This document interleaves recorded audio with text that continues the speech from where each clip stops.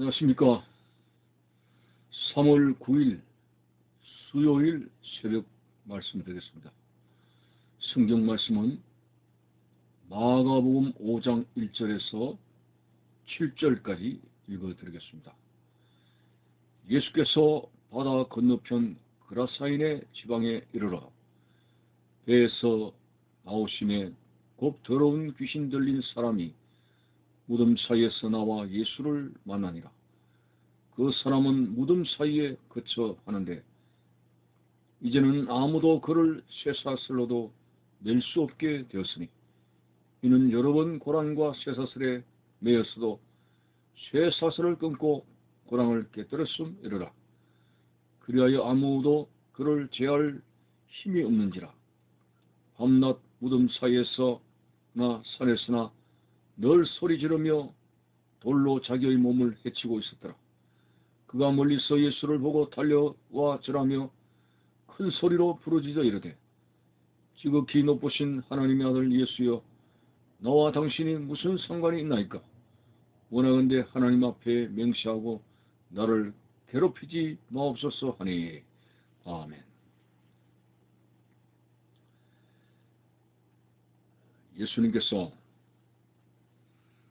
바다 건너편 그라사인의 지방에 이르렀습니다. 배에서 내렸습니다.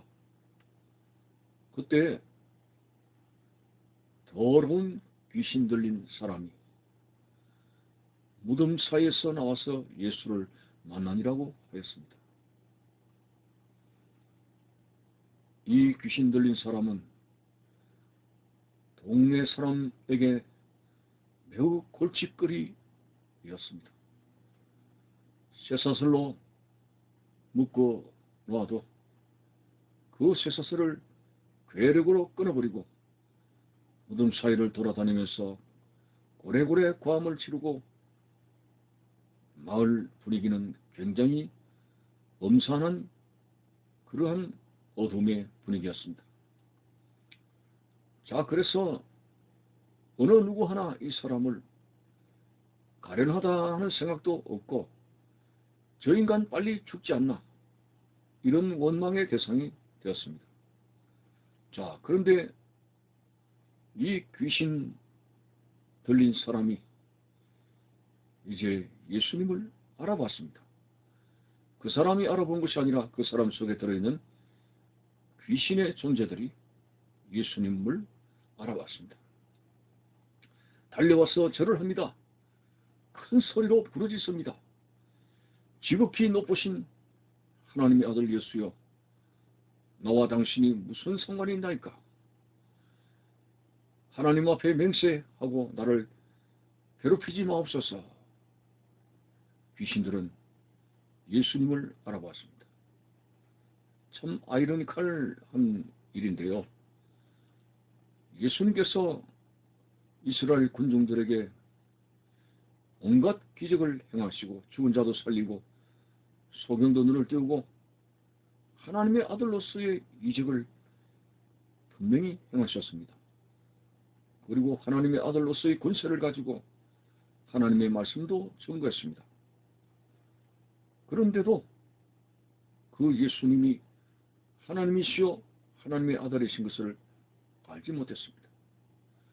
요한복음 1장에서 빛이 어둠에 왔음에 어둠이 깨닫지 못하더라 라고 하는 말씀처럼 이 대신 예수 그리스도가 이 땅에 세상 사람들을 구원하시기 위해서 오셨지만은 어둠에 갇힌 사람들이 예수님을 알아보지 못했습니다.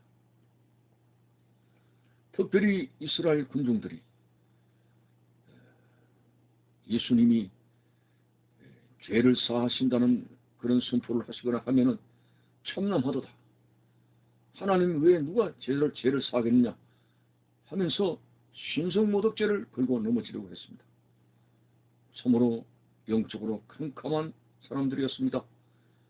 예수님이 하나님의 신줄도 모르고 하나님의 아들이신 줄도 모르고 참남하도다 정죄만 하려고 했습니다. 자, 이렇게 하나님을 경외하고 하나님의 말씀을 듣는다고 하는 거룩한 백성들이라고 칭하는 하나님의 선민들이 예수 그리스도를 알아보지 못하는데, 오늘 본문의 귀신들은 예수님 앞에 나와서 절을 하면서 뭐라고 고백합니까? 지극히 높으신 하나님의 아들 예수여 라고 했습니다. 이스라엘 군중들도 알아보지 못한 하나님의 아들 예수님을 귀신들이 알아보고 벌벌 떨었습니다.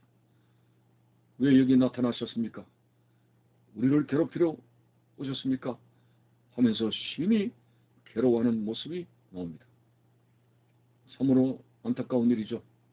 귀신들도 알고 벌벌 떠는 하나님 아들 예수님을, 하나님의 말씀을 외우고 말씀을 묵상하고 말씀을 따라 산다는 소위 선민인 이스라엘 백성들은 하나님의 아들 예수를 알아보지 못했다고 하는 사실입니다. 참으로 예수 그리스도는 하나님의 아들로서 귀신을 쫓아내는 권세를 가졌습니다. 흔히 우리는 해병대에서 외치는 구호가 귀신 쫓는 해병이라고 말을 하지만 어림도 없는 말이죠. 그만큼 용감하다는 뜻이겠죠. 귀신은 아무나 쫓는 게 아닙니다. 바로 하나님의 아들 예수님께서 단 한마디 말씀에 더러운 귀신이 떠나가는 그런 큰 권세를 성경에서 보이고 있습니다. 참으로 우리 주 예수 그리스도 정말 어떤 면에서는 외로웠었을 것입니다. 하나님의 아들로서 인간의 죄를 담당하고 그들의 죄를 사하시기 위해서 이 땅에 오셨건만 이 어두움의 백성들이 알아보지 못했다는 것, 영생의 말씀을 그들에게 선포했음에도 불구하고 온갖 판단을 다 했습니다. 그래서 어떤 때는 예수님께서 너무나 안타까워서 제자들을 향해서 너희들은 나를 누구라고 하느냐? 흔히 엘리야라 그러고 세례요한이 죽었다 살아났다 그러고 그런 예수님에 대해서 이런저런 말이 있었습니다. 그때 베드로가 이렇게 말했습니다. 주는 그리스도시요 살아계신 하나님의 아들입니다. 라는 정확한 고백을 했습니다. 이것은 결코 베드로의 지혜와 연구로 인한 결과가 아닙니다. 예수님께서 바로 이렇게 말씀하셨죠. 아요나 시몬아, 네가 복이 있도다. 이를 알게 하신 이는 내 아버지시니라고 했습니다. 그렇습니다. 귀신들도 예수님을 하나님의 아들로 믿고 떤다고 했으니 오늘 베드로의 고백은 자기의 어떤 지혜에서 나온 결과물이 아닙니다. 하나님께서 영안을 열어주셔서 예수님을 하나님의 아들로 깨달을 수 있도록 하신 것이죠. 자, 오늘 귀신도 떠는 예수 그리스도의 권세. 그래서 이 예수님 부활성천 이후에 제자들은 예수 그리스도의 이름을 가지고 당당하게 복음을 전거했습니다. 한 번은 성전 명문에 걸어보지 못하는 다리의 장애를 가진 그런 사람에게 한 푼 달라고 구걸했을 때 금과 은은 없다고 당당하게 말했습니다. 잘못 생각하면은 불쌍한 그림도 도와줄 수 있는 돈도 없느냐, 인색하다, 이렇게 하는지 모르지만은 복음 전도자 베드로와 요한은 돈에 매여 사는 그런 사람들이 아닙니다. 금과 은은 내게 없지만은 내게 있는 것으로 네게 주노니 곧 나사렛 예수 이름으로 그러라고 명령하게 되었을 때 그 날 때부터 걷지 못한 그런 몸에 장애가 있는, 다리에 장애가 있는 사람이 벌떡 일어나 걷는 치유의 역사가 나타났습니다.